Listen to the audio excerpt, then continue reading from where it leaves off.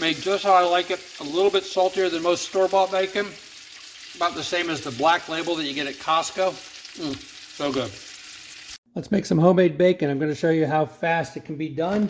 Today I am going to use, we're making buckboard bacon, which just means bacon made out of a pork butt, pork shoulder, instead of the pork belly.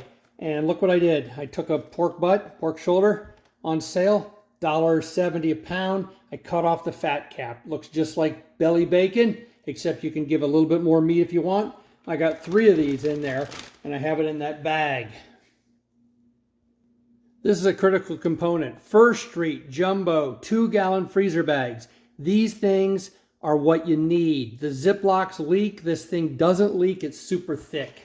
They're cheap on Amazon. The second thing is this bucket. You can get this at Home Depot. It's food and beverage safe, and it's great. It's a 2-gallon bucket, I think. Perfect to do this. All right, let's weigh it. It's 3.2 kilograms for the meat. I'm going to do the Equilibrium cure. That means it needs to sit. You can either use it with just dry ingredients on there, or you can put liquid in there and just calculate accordingly. The meat plus the liquid is what you use the ratio for. I'm going to use the liquid method to get more even coverage. I'm going to let it sit for 14 days to ensure that everything achieves equilibrium. Okay, I put this in the bucket. Now I'm going to fill it up to a round number of water that covers the meat. To make it easy, this bucket's 318 grams, so 0.3 kilograms. I'm just going to go up to 5.3 kilograms here, and that will be 5 kilograms of water and meat in here, and make everything easy, just times 5. We'll start off with the salt. I want 3% salt. Okay, that is going to be 30 grams per kilogram. So 5 kilograms times 30, 150.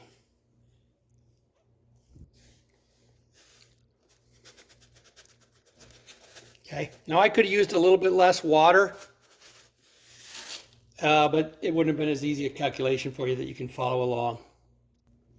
All right, there's 152 grams, close enough. We'll dump that in. Now we'll do the sugar, anywhere between 2.3 to 2.5. I like dark brown sugar. You can also use artificial sweetener for this. The meat doesn't really pick up that much sugar. Probably most of it you're going to be dumping away. It's hard for it to penetrate. All right, that's Cure 1. I like to label it so my kids and family don't get in there and mess with it and use it incorrectly.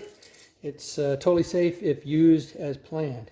So, for bacon, you only use 1.9 grams per kilogram, which is 120 parts per million, which is the limit for bacon. A lot of guys mess this up and use the ground meat limit, but it's not. 1.9 grams per kilogram times 5 is going to bring us up to 9.5. I use a real accurate reloading scale because this is pretty light. Okay, now we're going to add that amount in there. It's important to use the US FDA correct amounts, not just some number you found on the internet. Make sure they're referencing the US FDA correct amounts, or it may not be safe.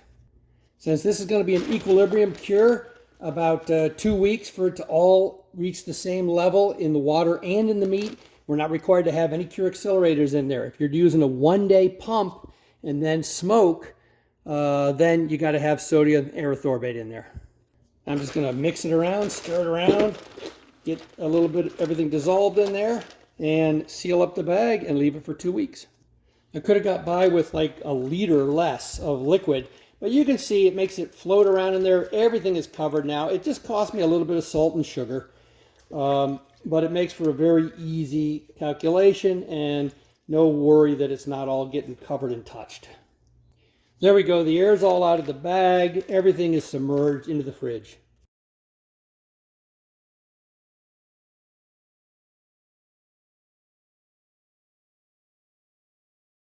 Several calculators are online for you to see how long it's going to take for that cure to penetrate the meat. One of them is at genuineideas.com. The other one is at diggingdogfarms.com. However, both of those only give meat penetration. It doesn't give equalization, where everything evens out so you have the same amount of cure and salt in the water as you do in the meat. In order for that to happen, the FDA uses the term weeks. All right, so I use 2 weeks for that, 14 days, even though the cure penetration is probably significantly quicker. I want it to equalize.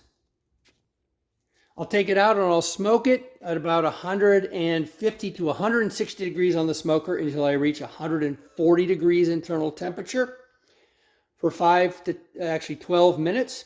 And that'll be ready and I'll slice it up. This is the critical item that you're going to need to do any sort of a brine. It is so much better than anything else you can get. Thanks for watching. I hope this is helpful to you. If you got anything out of this, I'd love a thumbs up and a like, and please subscribe to my channel. Love to hear your comments. Thanks.